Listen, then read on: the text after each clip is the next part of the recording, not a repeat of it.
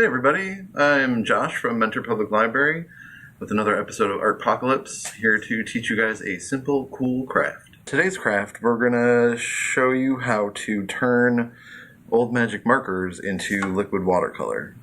So all you'll need, you can use store-bought ones, you didn't even have to use them up, but this is a good way to reuse stuff that's reached the end of its life. So you'll just need a magic marker, scissors.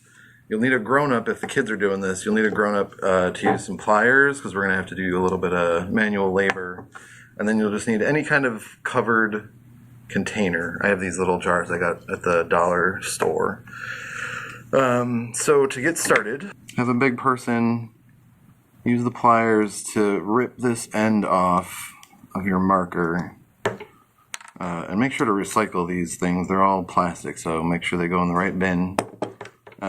Take the cap off, and then I probably should have said up front, this can get a little messy. I played around with some other ones here.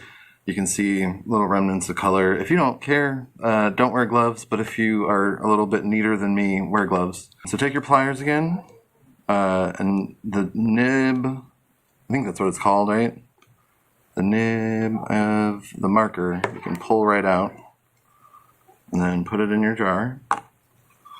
And then conceivably, that should come out, but I only have scissors, I'm going to use those. But if you have tweezers, if this won't come out, you can just pull this out. And if you've never seen the inside of a magic marker before, this is literally just like a tube of plastic that's filled with felt, and then they load it with the ink or whatever they use. And so we're going to cut that in half so we can fit it in our jar. So you've got these two halves, and you can leave it whole if you have a jar that's taller, but this will fit in here nicely. Dump all those bits in there, and then just add water. Hopefully this doesn't spill everywhere. There we go. And you can already see some of the color starting to leach out into the bottle. And this is a perfect activity, parents, if you're watching. Perfect activity if you have little ones at home who are learning their colors.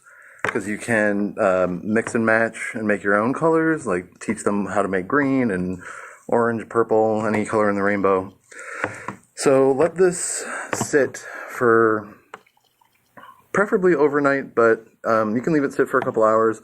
I made these, what time is it now? We're filming at 4:30. I made these at 2:30, so these have been sitting around for 2 hours.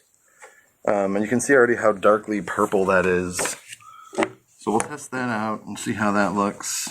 Just get a paintbrush and some watercolor paper and then smear that out. You can see how rich that color is after just 2 hours. This will be a fun afternoon craft with the kids, and they can do some watercolor painting when they're done.